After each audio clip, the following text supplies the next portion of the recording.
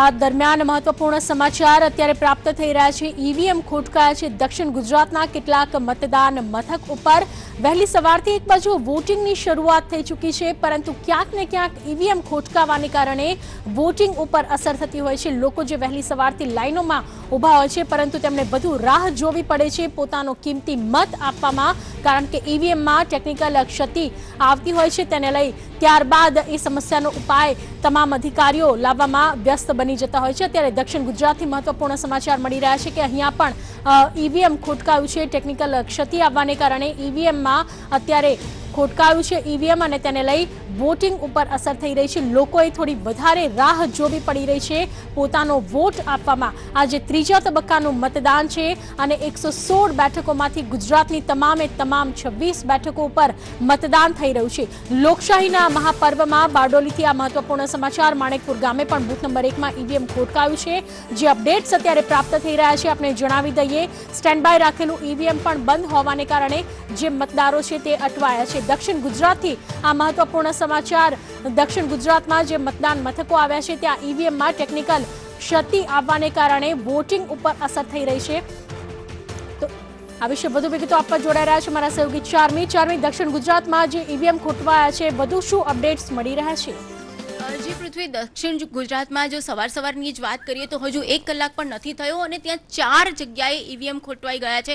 સવારમાં આપણે જોયું એક જગ્યાની આપણે ઘટના જોઈ વલસાડની, ત્યારબાદ અત્યારે જોઈએ તો બારડોલીથી સમાચાર આવી રહ્યા છે કે ઈવીએમ ખોટકાયું છે અને માત્ર એક ઈવીએમ ખોટકાયું એમની સ્ટેન્ડ બાય જે રાખેલું હતું એ ઈવીએમ પણ નથી ચાલી રહ્યું। સાથે જ નવસારીથી પણ આ જ પ્રકારના સમાચાર આવી રહ્યા છે કે નવસારીમાં પણ ઈવીએમ ખોટવાની ઘટના સામે આવી છે અને સાથે જ નવસારી છે અને વલસાડ છે અને બારડોલી આ ત્રણેય જગ્યાએ મળીને અત્યાર સુધીમાં 4 ઈવીએમ ખોટવાઈ ગયા છે અને સાથે જ એક જગ્યાએ એવું પણ બન્યું છે કે ઈવીએમ મતદાન કરવા ગયા અને ઈવીએમ ઓપરેટ ના થઈ શક્યું અને એના કારણે પણ મતદારો અટવાયા છે। ત્યારે 1 જ કલાકની અંદર દક્ષિણની જે સૌથી મોટી બેઠકો માનવામાં આવે છે તે બારડોલી, વલસાડ અને નવસારી 3 જગ્યાએ આ પ્રકારની ઘટનાઓ સામે આવી છે।